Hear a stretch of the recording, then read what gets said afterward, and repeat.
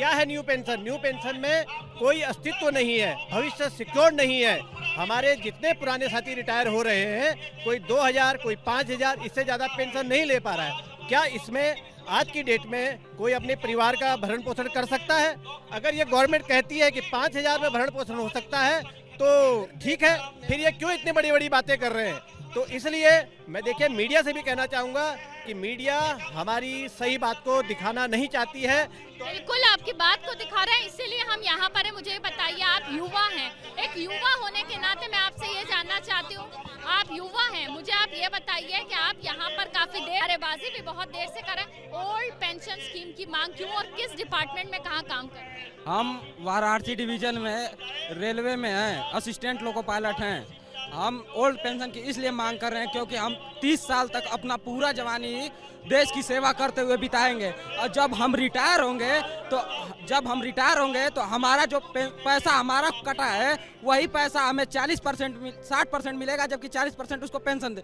और जो पैसा लग रहा है शेयर मार्केट में लगा रहे हैं सरकार, और उस समय शेयर मार्केट अगर हमारा नीचे गिर गया है तब तो हमें 200, 400 या 5000 एक रुपया भी नहीं मिलेगा। इसलिए हमारा भविष्य तो कोई फिक्स है नहीं, तो इसलिए हमें अपने भविष्य को सुनिश्चित करने के लिए कि अगर हम जब रिटायर होंगे उस समय हमारी एज कम से कम 60 वर्ष या 65 वर्ष होगी। जब हमारी 60 वर्ष रिटायर हो तो उस समय हम अपना भरण पोषण करने के लिए हमें जो हमारी पेंशन मिलती है, पुरानी पेंशन, उस व्यवस्था के थ्रू हमें पुरानी पेंशन चाहिए जिससे हमारा भविष्य सुरक्षित हो सके।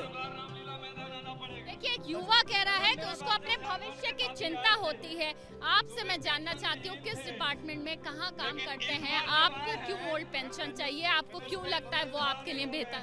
कि नई पेंशन में कोई हमारी सुरक्षित जीवन नहीं है, हमारे बच्चों के भविष्य की कोई चिंता नहीं है सरकार को। अगर सरकार कह रही है कि पुरानी पेंशन खराब है, नई पेंशन ठीक है, तो क्यों नहीं सांसद और विधायक ले रहे हैं?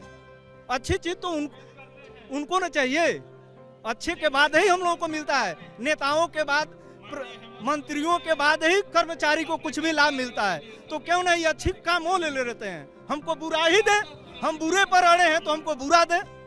हमारे लाभ के लिए हम अपने लाभ स्वयं अच्छा से सोच सकते हैं, सरकार से अच्छी तरह से। यही मेरी मांग है कि हमको ओल्ड पेंशन चाहिए हर हाल में। मैं आप लोगों के पास आ रही हूँ, एक एक करके बात रखेंगे तो शायद आप लोग बेहतर बात रख सकते हैं। जी, आप प्रश्न करिए, क्या प्रश्न? मेरा प्रश्न ये है कि मोदी जी की पत्नी पुरानी पेंशन में, मोदी जी पुरानी पेंशन में, मैं नया पेंशन में क्यों? आखिर क्यों? यही इसका उत्तर मोदी जी दे दें। मैं ये कहना चाह रहा हूँ कि जब पुरानी पेंशन खत्म की गई अटल जी की सरकार में, तो हमारा देश उसमें आर्थिक मार से झेल रहा था, आर्थिक मार से जो झेल रहा था तो उसमें आवश्यकता थी, उन्होंने खत्म कर दिया।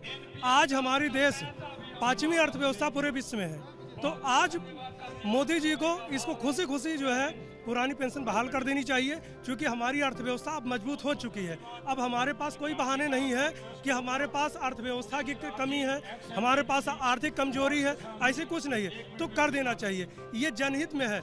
हमारे नेता लोग जो है, सारे लोग पर जो है वो पुरानी पेंशन ले रहे हैं, हमको वो जो है नई पेंशन के और एक ऐसा पेंशन दे रहे हैं जो शेयर मार्केट पे वो निर्भर करता है। अगर वो शेयर मार्केट अगर डाउन हो गया तो हमारा फिर भविष्य अंधकार में हो गया। अपने भविष्य की चिंता लोगों को यहाँ सता रही है। यही वजह है कि यहाँ पर लोग जो हैं वो पुरानी पेंशन स्कीम को बहाल कराना चाहते हैं। महाराष्ट्र से आए हुए लोग भी यहाँ पर साथ में, थोड़ा आगे आ जाए आप लोग कहाँ से हैं, किस जगह में और किस डिपार्टमेंट में काम? रेलवेज में जॉब करता हूँ। कहाँ से? रेलवेज में। इंडियन कहाँ, किस जगह? हैदराबाद से। ठीक है। आप संदीप चौधरी के क्लब में you are working with Sandeep Chaudhary sir. I am a big fan of Sandeep Chaudhary. और सब अभी सीधा सवाल में भी ओपीएस का इश्यू उठाने के लिए मेरे तरफ से रिक्वेस्ट है उनको। न्यूज़ 24 में रेगुलर था उनका ओपीएस इश्यू। मुझे ये बताइए कि यहाँ पर आप लोग कहाँ से? मैं महाराष्ट्र से हूँ। आप लोग किस डिपार्टमेंट में कहाँ? WRD, वाटर रिसोर्सेज डिपार्टमेंट, जिसे पहले पाटबंधारे विभाग कहा जाता था, 2005 से जो कि बंद हो चुके हैं।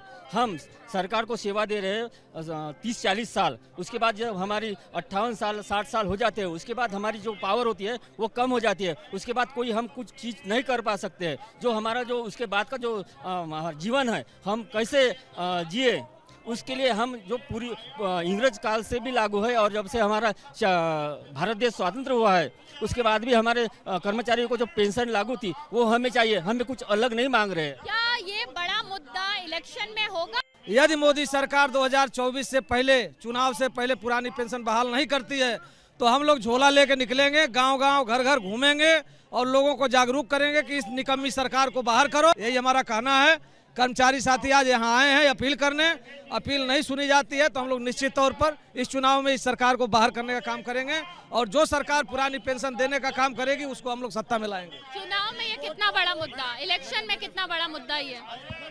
इलेक्शन में ये बहुत बड़ा मुद्दा तो होने ही वाला है, क्योंकि जो कर्मचारी से इसका अंदाजा लगा सकते हैं। मैं तो बोल रहा है ये जो 100% होंगे, 100 में से सिर्फ 25% लोग यहाँ पे आए हैं। हर किसी को कुछ ना कुछ अड़चन रहती, कुछ ना कुछ जिम्मेदार रहती। 25% लोग इससे हैं और इससे 75% लोग बाकी है। और जब 100% लोग, ये सिर्फ कर्मचारी है, उनके घर के लोग, उनका मित्र परिवार, ये परिवार, तो इसके वजह से आने वाले इलेक्शन पे बहुत बड़ा फर्क इसके ऊपर गिरने वाला है। बड़ा असर होने वाला है इलेक्शन। जी, इलेक्शन में बड़ा बदलाव आने वाला है। जो लोग एक दिन के लिए चुने जाते हैं वो पुरानी पेंशन में आते हैं और हम लोग जो जनता की सेवा 20 साल और 40 साल करते हैं उनको नई पेंशन का झुंझुना थमा दिया गया है। बताइए हमारा भविष्य क्या होगा? बुढ़ापे में जब हम रिटायर हो जाएंगे उसके बाद कहाँ जाएंगे, किसके आगे हाथ फैलाएंगे? पेंशन हमारा अधिकार है, सरकार को ये देना चाहिए। हम लोग वो कोरोना का दौर याद करिए, जब कोई भी नेता अपने घर से नहीं निकल रहा था, लोग घर से बाहर नहीं निकल रहे थे और हम लोग वहां पर जनता की सेवा करने के लिए अस्पतालों में सुरक्षा कर्मियों के रूप में लगे हुए थे और उसके बावजूद सरकार हमें पेंशन नहीं दे रही है। दोस्तों, सवाल वही रहेगा कि ओल्ड पेंशन पुनर्बहाल करो। अब ओल्ड पेंशन पुनर्बहाल के लिए कर्मचारियों की रणनीति, कर्मचारी संगठनों का क्या मेन भूमिका रहेगी संघर्ष में कि ओल्ड पेंशन कैसे पा सके। तो मैं बताना चाहूंगा कि लोकसभा का चुनाव 2024 में होने जा रहा है और सीधा सीधा भारतीय जनता पार्टी और इंडिया गठबंधन का सीधा टक्कर है, 1-2। मतलब भारतीय जनता पार्टी एक सीट पर एक कैंडिडेट उतारेगी तो गठबंधन भी, जो इंडिया गठबंधन है, वो भी एक सीट पर एक ही कैंडिडेट उतारेगा। अब सवाल है कि जिसकी तरफ कर्मचारी झुकेंगे वही लोकसभा में अपनी पार्टी को बहुमत से जिताएंगे। तो केवल कर्मचारी एक ही सवाल कर रहे हैं और एक ही मांग मान रहे हैं कि हमको ओल्ड पेंशन चाहिए और उसकी ही चोट पर कर्मचारी वोट भी करेंगे। तो आपको क्या लगता है कि कर्मचारियों का संघर्ष हार जाएगा या कर्मचारी और मेहनत करेंगे जिससे कि संघर्ष और ही बलशाली बन सकता है, जिससे कि कोई भी पार्टी कर्मचारी के संगठनों के पास में तिल मिलाती हुई आएगी? तो अभी यही सवाल सब कर्मचारियों के दिल दिमाग में गूंज रहा है कि इंडिया गठबंधन अगर बन गया तो इसका मतलब है कर्मचारियों के पक्ष में और हिस्सा आ गया। और कर्मचारी इसलिए भी खुश है कि इंडिया गठबंधन के बड़े बड़े जो 28 पार्टियों के नेता है वो अब कांग्रेस के साथ है, मतलब इंडिया गठबंधन है। तो भारतीय जनता पार्टी खुश नहीं है, भारतीय जनता पार्टी के चाणक्य के और नरेंद्र मोदी जी खुश नहीं है, क्योंकि इंडिया गठबंधन बनने का कोई सपना ही नहीं था, परंतु फिर भी नरेंद्र मोदी जी के आगे इंडिया गठबंधन बना। और कर्मचारियों का भाग्य की यही बात कहूंगा कि ओल्ड पेंशन बहाल करने का मुद्दा और तेजी से वायरल होने लग गया। कहने का मतलब है कि कर्मचारियों को और आस जगने लग गई कि ओल्ड पेंशन बहाल करने का यही सबसे आसान तरीका है। और सबसे बड़ा सवाल यही है कि 2024 में कर्मचारियों को अगर ओल्ड पेंशन मिल गई तो मिल गए, नहीं तो 2024 कभी आने वाला नहीं है। और इतिहास में कह दूं कि इतिहास गवाह रहेगा कि कर्मचारियों ने संघर्ष किया और भारतीय जनता पार्टी की भारत सरकार के सामने सिर झुकाया नहीं। तो इंडिया गठबंधन ही कर्मचारियों का अंतिम यही बाण होगा जिससे कि कर्मचारी आसानी से ओल्ड पेंशन पा सके।